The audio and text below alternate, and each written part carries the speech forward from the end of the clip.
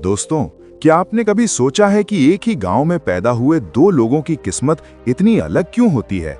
एक व्यक्ति अमीर और सफल बन जाता है, जबकि दूसरा पूरी जिंदगी संघर्ष करता रहता है। क्या ये सिर्फ किस्मत है या हमारे दिमाग के अंदर छिपा हुआ कोई राज? आज मैं आपको भगवान गौतम बुद्ध से जुड़ी एक ऐसी कहानी सुनाने जा रहा हूं जो बताएगी कि हमारा सबकॉन्शियस मन, हमारी आदतें और हमारे छोटे छोटे फैसले कैसे हमारी पूरी जिंदगी को बना या बिगाड़ सकते हैं। इस कहानी में ऐसे सवाल भी हैं जो शायद आपको अपने जीवन के बारे में सोचने पर मजबूर कर देंगे। बहुत समय पहले की बात है। मगध राज्य के एक छोटे से गांव में एक युवक रहता था जिसका नाम सुदर्शन था। सुदर्शन मेहनती था, ईमानदार था, लेकिन उसकी जिंदगी हमेशा संघर्ष से भरी रहती थी। वो सुबह से शाम तक काम करता, फिर भी उसकी आर्थिक स्थिति में कोई बड़ा बदलाव नहीं आता था।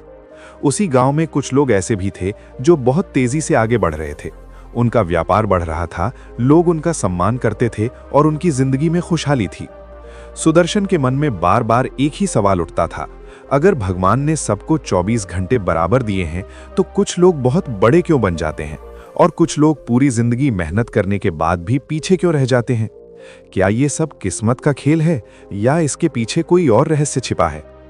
एक दिन सुदर्शन को पता चला कि पास के जंगल में भगवान गौतम बुद्ध अपने शिष्यों के साथ ठहरे हुए हैं और लोगों को जीवन का ज्ञान दे रहे हैं। ये सुनकर उसके मन में उम्मीद जगी। वो सोचने लगा, अगर इस संसार में कोई मेरे सवाल का जवाब दे सकता है तो वो बुद्ध ही हैं।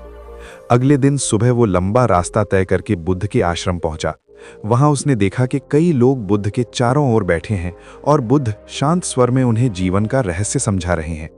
बुद्ध का चेहरा शांत था और उनकी आंखों में एक गहरी करुणा झलक रही थी।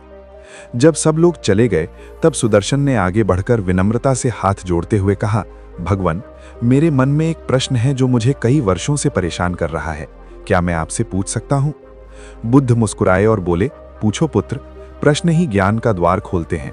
सुदर्शन ने कहा, भगवान, मैं समझ नहीं पा रहा कि कुछ लोग बहुत सफल कैसे हो जाते हैं और कुछ लोग पूरी जिंदगी मेहनत करने के बाद भी पीछे क्यों रह जाते हैं। क्या ये सब किस्मत का खेल है या इसके पीछे कोई और रहस्य छिपा है? बुद्ध ने कुछ क्षण आंखें बंद की और फिर जमीन से एक छोटा सा पत्थर उठाया। उन्होंने उसे हाथ में घुमाते हुए कहा, सुदर्शन, क्या तुम जानते हो कि मनुष्य का सबसे बड़ा मित्र और सबसे बड़ा शत्रु कौन है? सुदर्शन ने कहा, भगवान, शायद बाहरी परिस्थितियां। बुद्ध ने धीरे से सिर हिलाया और बोले, नहीं पुत्र, मनुष्य का सबसे बड़ा मित्र और शत्रु उसका अपना मन है।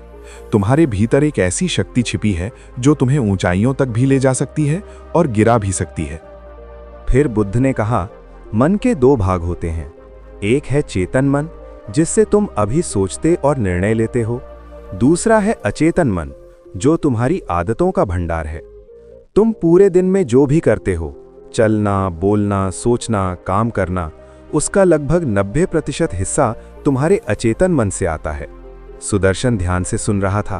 बुद्ध ने आगे कहा, अगर तुम्हारे अचेतन मन में अच्छी आदतें भरी हों तो तुम्हारा जीवन सही दिशा में आगे बढ़ता है, लेकिन अगर उसमें आलस्य, डर और नकारात्मक सोच भरी हो तो वही आदतें तुम्हें रोकने लगती हैं। बुद्ध ने एक उदाहरण दिया। उन्होंने पास में रखे घड़े की ओर इशारा किया और बोले, मान लो ये घड़ा तुम्हारा मन है। अगर इसमें साफ पानी भरा होगा तो तुम जब भी इसमें से पानी निकालोगे साफ पानी ही मिलेगा, लेकिन अगर इसमें गंदा पानी भर दिया जाए तो वही बाहर आएगा। मन भी ऐसा ही है, जो तुम इसमें डालते हो वही तुम्हारे जीवन में दिखाई देता है। सुदर्शन ने पूछा, लेकिन भगवान, अगर किसी के मन में पहले से ही बुरी आदतें हों तो क्या उन्हें बदला जा सकता है? बुद्ध ने मुस्कुराकर कहा, बिल्कुल बदला जा सकता है, लेकिन उसके लिए धैर्य चाहिए। आदतें धीरे धीरे बनती हैं और धीरे धीरे ही बदलती हैं। फिर बुद्ध ने एक और महत्वपूर्ण बात बताई। उन्होंने कहा, रात को सोने से पहले का समय बहुत शक्तिशाली होता है।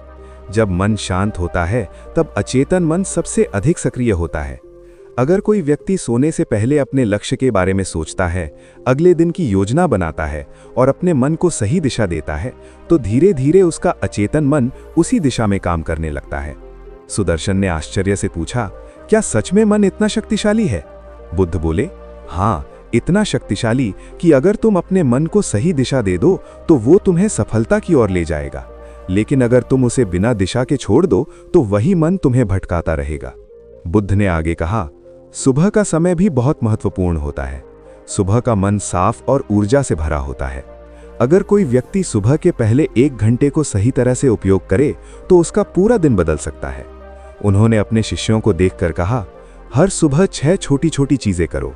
कुछ समय शांति में बैठो, अपने आप से सकारात्मक बातें करो, अपने लक्ष्य की कल्पना करो, शरीर को मजबूत बनाने के लिए व्यायाम करो, कुछ नया पढ़ो और अपने विचारों को लिखो। बुद्ध बोले, अगर तुम हर दिन यह अभ्यास करोगे तो धीरे धीरे तुम्हारा मन बदल जाएगा। फिर तुम्हें मेहनत करने के लिए खुद को मजबूर नहीं करना पड़ेगा, तुम्हारा मन खुद तुम्हें प्रेरित करेगा। सुदर्शन अब समझने लगा था कि उसकी समस्या किस्मत नहीं बल्कि उसकी आदतें थी। बुद्ध ने आगे कहा, संसार में 2 प्रकार का दुख होता है। पहला दुख है अनुशासन का दुख, जो शुरुआत में थोड़ा कठिन लगता है। दूसरा दुख है पछतावे का दुख, जो तब मिलता है जब हम जीवन में कुछ बड़ा नहीं कर पाते। समझदार व्यक्ति पहला दुख चुनता है, क्योंकि वही आगे चलकर सुख देता है। बुद्ध की बातें सुदर्शन के दिल में उतर गईं। उसने उसी दिन से अपने जीवन में छोटे छोटे बदलाव करना शुरू कर दिए।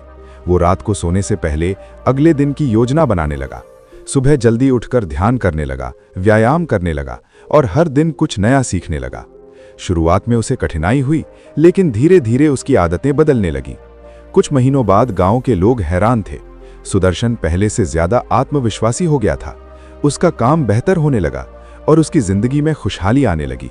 लोग उससे पूछते, तुम्हारी सफलता का रहस्य क्या है? सुदर्शन मुस्कुराकर कहता, रहस्य बहुत सरल है, मैंने अपने मन को अपना मित्र बना लिया है। और सच भी यही है, जब मन हमारे साथ होता है तो असंभव भी संभव हो जाता है। दोस्तों, बुद्ध की यह कहानी हमें सिखाती है कि हमारी जिंदगी हमारी आदतों का परिणाम है। अगर हम अपने मन को सही दिशा दे दें तो हमारी किस्मत भी बदल सकती है। अब मैं आपसे एक सवाल पूछना चाहता हूं, आप कौन सी नई आदत आज से शुरू करने वाले हैं? कमेंट में जरूर लिखिए। अगर आपको ऐसी ही बुद्ध की प्रेरणादायक कहानियां पसंद हैं तो वीडियो को लाइक करें, शेयर करें और चैनल को सब्सक्राइब करना मत भूलिए। मिलते हैं अगली प्रेरणादायक कहानी में। तब तक के लिए धन्यवाद और नमो बुद्धाय।